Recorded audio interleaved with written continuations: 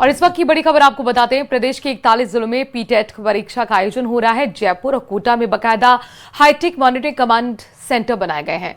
यही सॉफ्टवेयर से संवेदनशील केंद्रों की निगरानी की जाएगी। 1,26,600 अभ्यर्थी इस परीक्षा में हिस्सा लेंगे। 41 जिलों के 300 केंद्रों पर यह परीक्षा का आयोजन हो रहा है। 8:30 तक एग्जाम सेंटर पर प्रवेश मिल पाएगा और सुबह 9 बजे दोपहर 12 बजे तक यानी कि 9 बजे शुरू हो गई इस परीक्षा का आयोजन और 12 बजे तक यानी कुल मिलाकर 3 घंटे परीक्षा आयोजित रहेगी। बायोमेट्रिक सत्यापन के बाद ही एंट्री मिल पाएगी।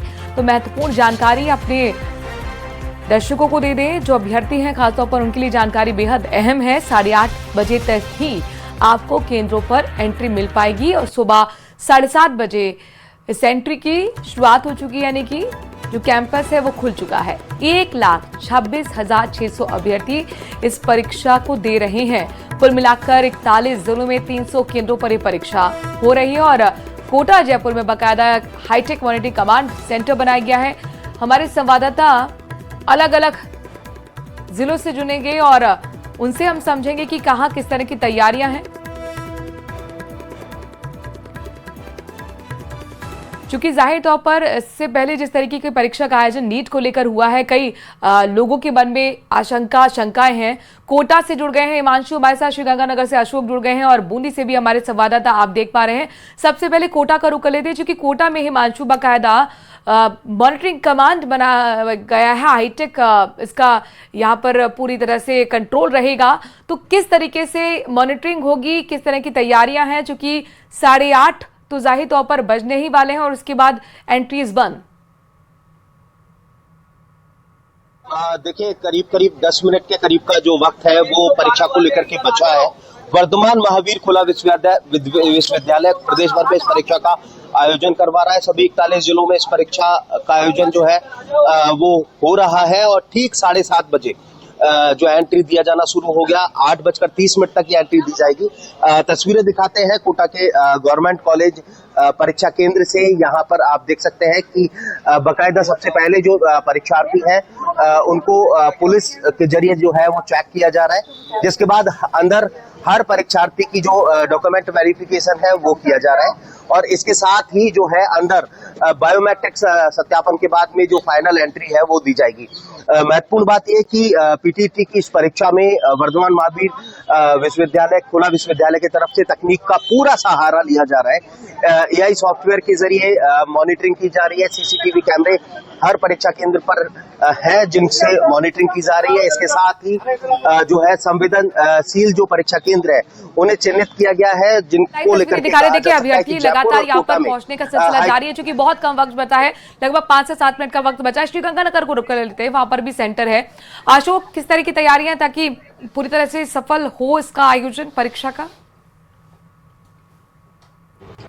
देखिए मनु, प्रदेश में जैसे अन्य जिलों की परीक्षा केंद्र पर तैयारियां स्थानीय प्रशासन के द्वारा की गई है, वैसी तैयारियां श्री गंगानगर जिले के परीक्षा केंद्रों पर भी देखी जा रही है। मैं भी इस समय श्री गंगानगर के ही एक परीक्षा केंद्र पर मौजूद हूँ। चूंकि अब एंट्री करने में बहुत ही कम समय बचा है, तो ऐसे में अधिकांश अभ्यर्थी अब परीक्षा केंद्र पर पहुंच चुके हैं ताकि निर्धारित समय के दौरान ही वे परीक्षा केंद्र में प्रवेश पा लें और प्रवेश से पूर्व उन्हें ठीक तरीके से जांचा पड़ता जा रहा है ताकि गाइडलाइन के मुताबिक ही परीक्षार्थी परीक्षा केंद्र में प्रवेश कर सकें और इस दौरान किसी भी तरह की कोई अनुचित सामग्री लेकर परीक्षार्थी अंदर ना जा सके।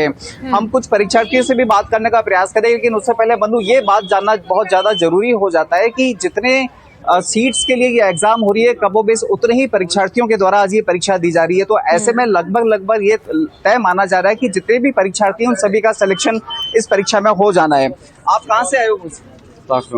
कैसी तैयारी है? ठीक है जी, तैयारी बढ़िया है। बढ़िया है। क्या बीएड के लिए या? हाँ, बीएड के लिए। बीएड। आप कहाँ से हो सर? 35 मेडिकल से। अच्छा, कैसी की तैयारी है? ठीक है, पढ़ के नहीं है। सिलेक्शन तो हो ही जाएगा। सिलेक्शन पता ही है, होगा ही। अच्छा, बिल्कुल। देखिए, बिल्कुल कमोबेश सभी परीक्षार्थी इस चीज को लेकर आश्वस्त हैं कि उनका सिलेक्शन पक्का हो जाएगा। हमारे साथ यहाँ के ऑब्जर्वर मौजूद है। ऑब्जर्वर साहब, क्या तैयारियां चल रही हैं और किस तरह से एग्जाम स्मूथली कंडक्ट हो जाए उसके लिए क्या प्रिपरेशन है?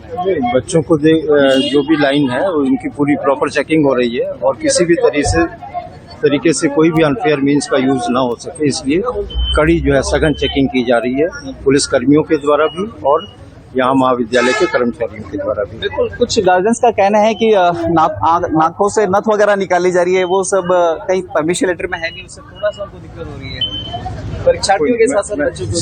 CS महोदय। हाँ, बिल्कुल सही बात है। हाँ, देखिए वाकई एग्जाम भी एक अपने आप में जिम्मेदारी है। हमारे साथ एक अभिभावक मौजूद है, आप क्या कहना चाह रहे थे सर?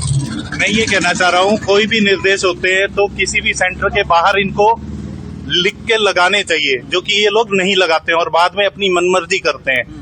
क्योंकि क्या मनमर्जी कैसे करते हैं, ये जैसे RPSC वगैरह के एग्जाम होते हैं जॉब के लिए, उनके लिए जो दिशा निर्देश होते हैं उनका पालन करते रहते हैं और वो पालन करना ही अनुचित है। नहीं, इनका पर्पस ये होता है कि एग्जाम ट्रांसपेरेंटली हो जाए बिना किसी लीक। श्रीमान जी, एग्जाम तो जैसे आज तक होते रहे हैं वैसे ही होते रहेंगे, इनके हाथ में कुछ नहीं होता। लेकिन ये लोग क्या होता है, अपने मानसिक जो उपयोग कर लेते हैं, ठीक है, निर्देश होते हैं उनका कुल पालन नहीं मिलाकर करते। क्लैरिटी होनी उससे चाहिए ज्यादा कि निर्देश हैं तो उसको कम से कम अगर बोर्ड पे लगा देंगे तो आसान भी रहेगा, एक तरीके से गाइडलाइंस का रिवीजन भी हो जाता है। अच्छा, जयपुर का भी हम लोग कर लेते हैं।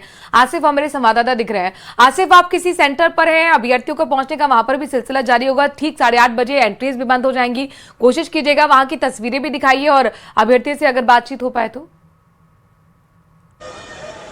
देखिए, मैं इस समय एक PTET के एग्जाम सेंटर पर खड़ा हूं और इस बार इस एग्जाम के सेंटर्स जो हैं वो राजधानी जयपुर के अंदर 30 से 35 ही है। यानी जो दूसरे एग्जाम होते हैं उनके जो सेंटर्स की तादाद होती है वो बहुत ज्यादा है, लेकिन इस बार जयपुर के अंदर सेंटर्स कम है। आप मेरे पीछे देख सकते हैं, यश विद्या मंदिर विद्यालय है जहां पर यह सेंटर आया है और जितने अभ्यर्थी हैं लगभग यहाँ पर पहुंच चुके हैं और अंतिम प्रक्रिया है उनके एंट्री की। आप देख सकते हैं यहाँ पर जो है वो चेकिंग यहाँ पर चल रही है।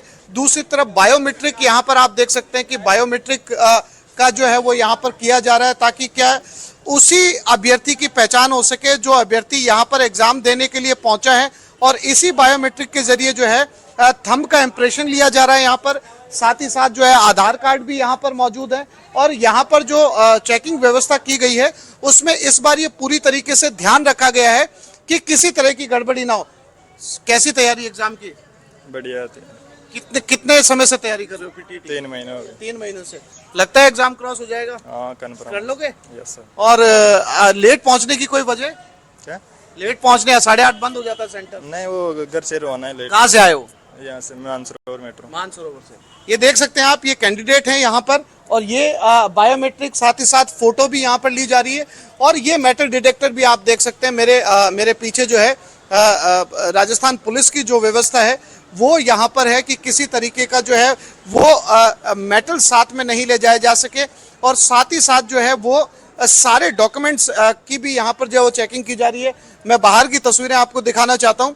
ये तमाम वो अभिभावक हैं जो अपने बच्चों को छोड़ने के लिए यहाँ पर पहुंचे हैं ताकि जो है वो एग्जाम जो है वो थोड़ी देर अभी 9 बजे शुरू होगा और 12 बजे तक एग्जाम जो है वो खत्म हो जाएगा। तो फिलहाल ये कहा जा सकता है कि तमाम सुरक्षा प्रणालियों से गुजारकर बच्चे अंदर जा रहे हैं, क्योंकि राजस्थान पहले से ही पूरे देश के अंदर कहा जा सकता है एग्जाम लीक को लेकर जो है बार बार चर्चाओं में रहता है। तो इस बार ये ख्याल रखा गया है कि किसी तरीके से कोई त्रुटि ना हो, कोई गलती ना हो की कोई और गुंजाइश ना एग्जाम हो, जो है इसके लिए वो बेहतर इंतजाम यहाँ पर किए गए हैं और कैमरे की नजर से हमें आसिफ दिखा भी रहे हैं जयपुर सेंटर से।